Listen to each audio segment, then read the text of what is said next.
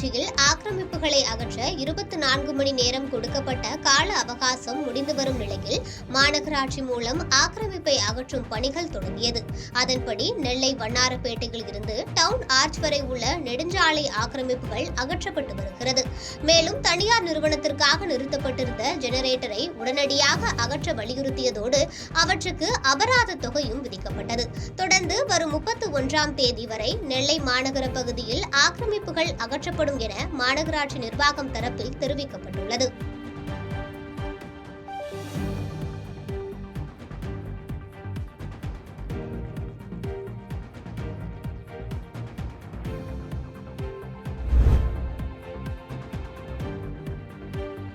நாமக்கல் மாவட்ட பள்ளிப்பாளையம் ஆவரங்காடு கிருஷ்ணவேணி அரசினர் பெண்கள் மேல்நிலைப் பள்ளியில் முத்தமிழறிஞர் கலைஞர் நூற்றாண்டு விழாவை முன்னிட்டு பல்வேறு போட்டிகள் நடைபெற்றது. இந்த நிகழ்விற்கு பள்ளியின் தலைமை ஆசிரியர் சரஸ்வதி தலைமை தாங்கினார். மேலும் நிகழ்வில் பங்கேற்ற மாணவிகள் கலைஞர் கருணாநிதி அவர்களின் உருவப்படங்களை வரைந்தும் அவர் குறித்த கட்டுரைகளை எழுதியும் தங்கள் கலைத்திறனை வெளிப்படுத்தினர். மேலும் இந்த நிகழ்வில் பள்ளி மேலாண்மை குழு தலைவர், பெற்றோர் ஆசிரியர் சங்க தலைவர், பள்ளி மேலாண்மை குழு உறுப்பினர்கள், ஆசிரியர்கள், மாணவிகள் என பலர் கலந்து கொண்டனர். மாவட்ட அளவில் நடைபெறும் இந்த கலைப் போட்டியில் வெற்றி பெறும் மாணவ மாணவிகளுக்கு பரிசாக ரொக்கத்தொகை வழங்கப்பட உள்ளது என்பது குறிப்பிடத்தக்கது.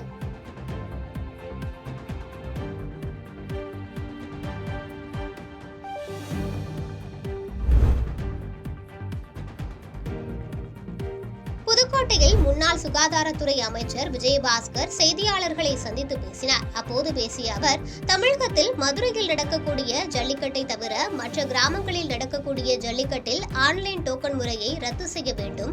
கடந்த ஆண்டு கடுமையாக கண்டனம் தெரிவித்திருந்தோம். ஆனாலும் ஆன்லைனில் பதிவுகள் தொடங்கி வருகிறது. அதனை ரத்து செய்ய வேண்டும் என கூறினார். மேலும் இந்த ஜல்லிக்கட்டு விழா நடக்கும்போது தமிழக அரசு, மாவட்ட நிர்வாகம் மிகுந்த கவனத்துடன் பாதுகாப்பான முறையில் நடத்துவதற்கு காவல்துறை, அரசு துறை சார்பில் இருக்க வேண்டும் என அவர் வலியுறுத்தினார்.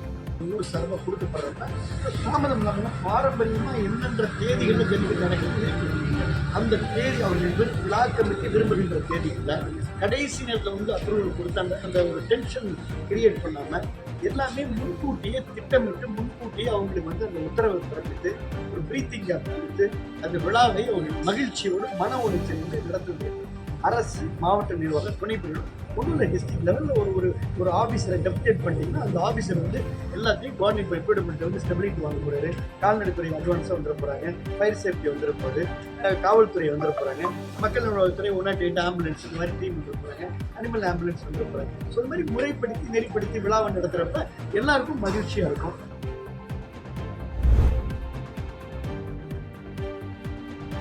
நெல்லை மாவட்ட ஆட்சித்தலைவர் அலுவலகத்தில் கடந்த 2 நாட்களாக கட்டுவிரியன், கண்ணாடி விரியன் போன்ற விஷ பாம்புகள் பிடிபட்டது.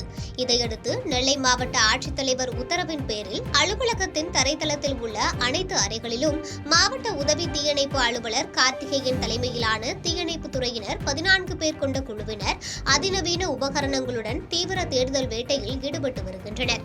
தரைத்தளத்தில் உள்ள 10க்கும் மேற்பட்ட அலுவலகங்களில் பாளையங்கோட்டை மற்றும் பேட்டை தீயணைப்பு நிலையங்கள் சேர்ந்த வீரர்கள் தீவிர தேடுதல் வேட்டையில் ஈடுபட்டுள்ளனர். விஷ ஜந்துக்கள் மற்றும் பாம்புகள் இருக்கிறதா என நடைபெறும் தீவிர தேடுதல் வேட்டையின் காரணமாக மாவட்ட ஆட்சியர் அலுவலகமே பெரும் பரபரப்புடன் காணப்பட்டு வருகிறது.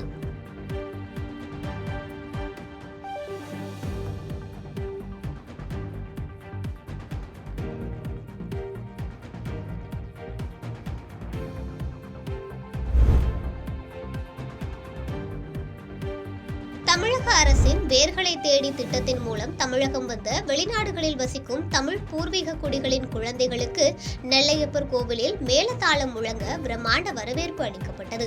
தொடர்ந்து சுவாமி நெல்லையப்பர் கோவிலில் அமைந்துள்ள கலைநயமிக்க சிற்பங்கள், தாமிர சபா மண்டபம், ஆயிரங்கால் மண்டபம் உள்ளிட்டவைகளை கோவில் ஊழியர்கள் அழைத்து சென்று பார்வையிட செய்து விளக்கமளித்தனர்.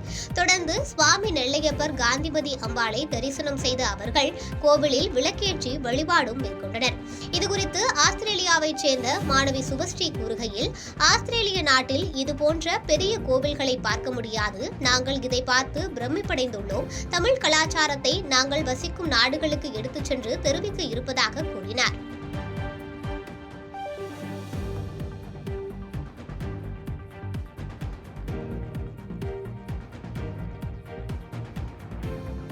பாதகம் செய்பவரை கண்டால் நாம் பயங்கொள்ளலாகாது பாப்பா. மோதி மிதித்து விடு பாப்பா, அவர் முகத்தில் உமிழ்ந்து விடு பாப்பா. அண்மை செய்திகளை உடனுக்குடன் தெரிந்து கொள்ள இணைந்திருங்கள் இயம்நாடு தொலைக்காட்சியுடன்.